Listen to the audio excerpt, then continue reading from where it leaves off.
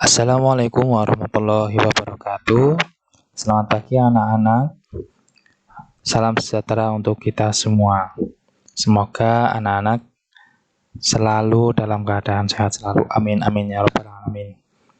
Sebelumnya Pak Anggoro ucapkan selamat pada anak-anak yang telah menyelesaikan UTS kemarin. Itulah hasil murni dari nilai kalian.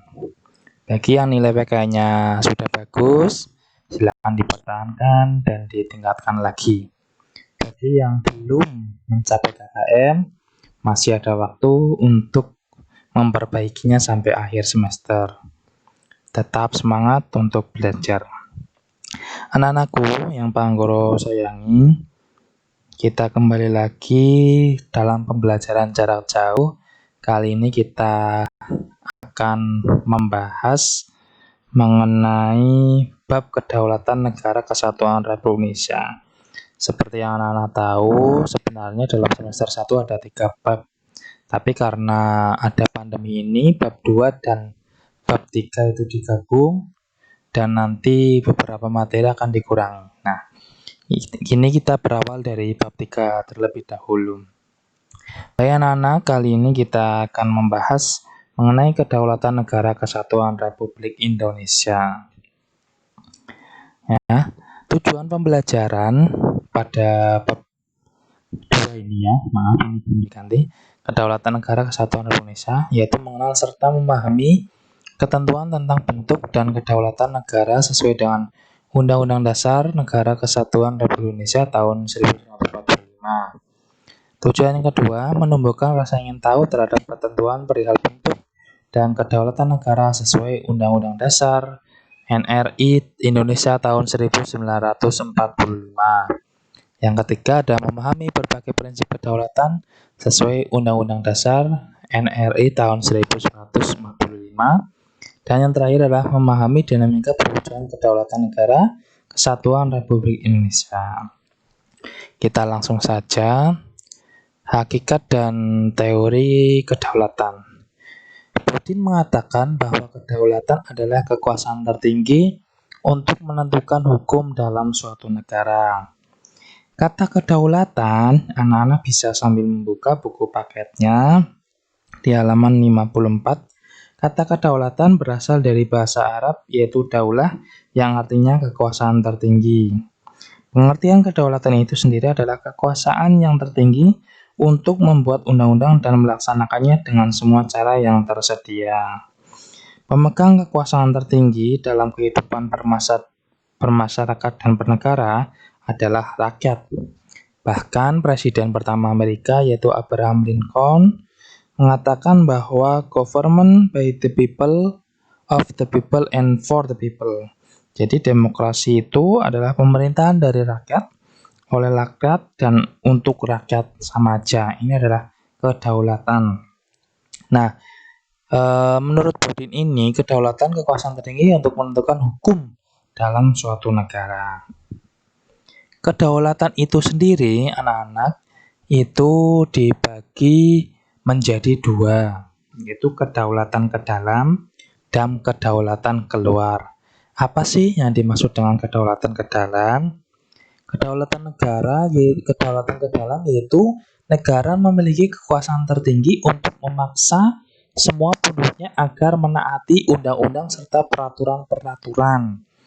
Intinya begini, mudahnya adalah bahwa bangsa yang merdeka memiliki kekuasaan untuk menyusun dan mengurus rumah tangganya sendiri. Jadi negara itu punya hak untuk mengurus rumah tangganya sendiri.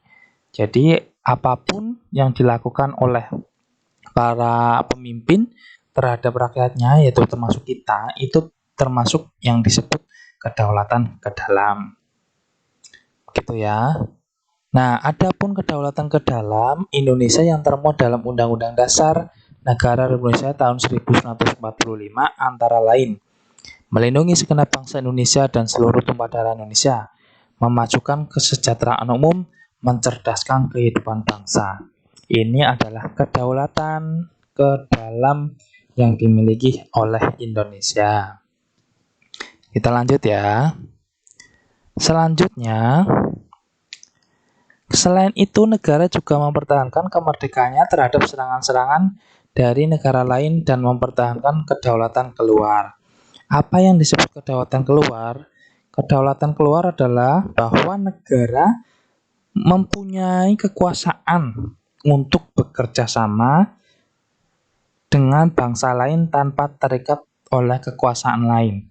Artinya begini, bahwa negara Indonesia itu mau bekerja sama dengan negara manapun, mau mempunyai perjanjian dengan negara manapun, itu bebas memilih tanpa ada yang mengendalikan atau mengarahkan gitu.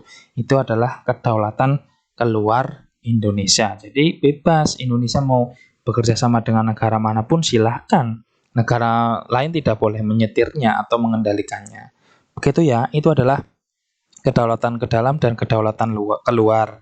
Kalau ke dalam itu mengatur dan mengurus rumah tangganya sendiri, kalau kedaulatan keluar itu berhubungan dengan negara lain tanpa dikendalikan oleh kekuasaan apapun atau dikendalikan oleh negara lain. Lanjut. Nah, ini contohnya yaitu kedaulatan keluar, yaitu ikut serta dalam perdamaian dunia. Presiden dalam persetujuan DPR menyatakan perang, membuat perdamaian dan perjanjian dengan negara lain. Pasal 13 atau 14 ini ya bisa dibuka. Presiden mengangkat duta dan konsul, ini pasal 13. Nah, kalau yang ikut serta dalam perdamaian dunia itu adalah di dalam pembukaan Undang-Undang Dasar Alinea 4. Kita lanjut. Kedaulatan mempunyai sejumlah sifat, yaitu sifat pokok yaitu asli, permanen, tunggal, dan tidak terbatas. Apa sih yang disebut asli? Kekuasaan tidak berasal dari kekuasaan yang lebih tinggi. Jadi kekuasaan itu paling tinggi, tidak ada yang lebih tinggi lagi. Permanen, ya, tahu sendiri arti kata permanen. Berarti selama negara itu berdiri, berarti kedaulatan itu tetap ada. Nah, kalau Indonesia sampai sekarang masih berdiri, ya kedaulatannya masih ada. Tunggal, artinya tidak dibagikan kepada badan-badan lain. Hanya negara yang punya, artinya tunggal. Anak-anak kalau belajar bisa menggunakan kata kunci gitu ya. Yang ketiga adalah tidak terbatas. Kekuasaan itu tidak dibatasi oleh kekuasaan lain. Intinya tidak dibatasi oleh kekuasaan apapun. Itu adalah sifat pokok dari kedaulatan asli, permanen, tunggal, dan tidak terbatas. Nah, anak-anak, terdapat beberapa teori kedaulatan, antara lain kedaulatan Tuhan, Raja, negara, hukum, dan rakyat. Anak-anak kalau belajar seperti ini kata kuncinya hanya ada di bagian terakhir. Tuhan, Raja, negara, hukum, dan rakyat. Teori kedaulatan Tuhan.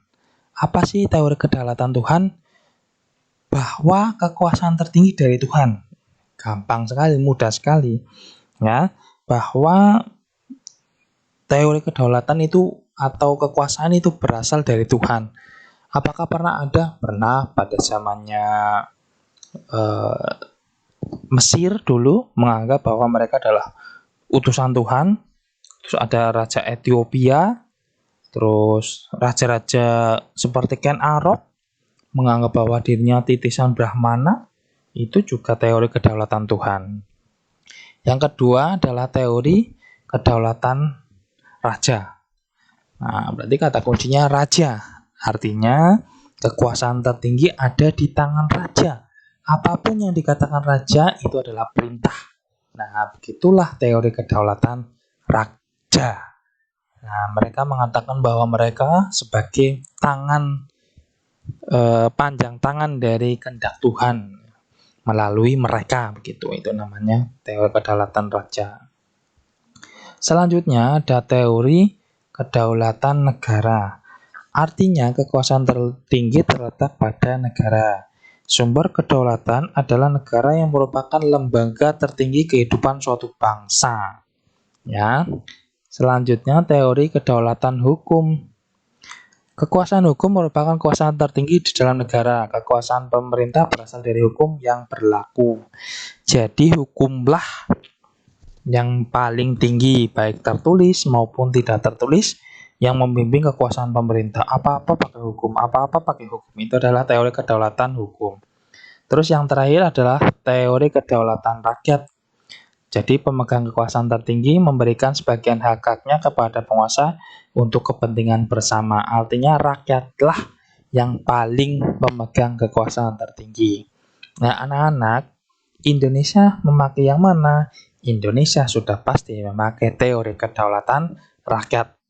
Anak-anak bisa membuka di pasal 1 ayat 2 Undang-Undang Dasar bahwa kedaulatan berada di tangan rakyat dan dilaksanakan menurut Undang-Undang Dasar. Dihafalkan pasal 1 ayat 2 Undang-Undang Dasarnya. Begitu ya. Itu adalah pengertian kedaulatan, sifat pokok kedaulatan, sama macam-macam kedaulatan. Nah, untuk minggu depan anak-anak, kita akan belajar bentuk dan prinsip kedaulatan negara di Indonesia. Nah, materi pagi hari ini sudah cukup. Apabila ada pertanyaan bisa dituliskan di forum melalui forum kelas ya, silakan dituliskan bagian mana yang masih bingung. Nanti Pak Anggoro jelaskan pada pertemuan selanjutnya. Insya Allah pertemuan selanjutnya akan menggunakan Zoom karena anak-anak rata-rata sudah dikasih kuota sama Kementerian Pendidikan dan Kebudayaan Indonesia ya. Eman-eman kalau nggak dipakai. Terima kasih dari Pak Anggoro. Jangan lupa tetap terapkan 3M, memakai masker, menjaga jarak, dan selalu mencuci tangan. Terima kasih dari Pak Anggoro. Selamat pagi. Assalamualaikum warahmatullahi wabarakatuh.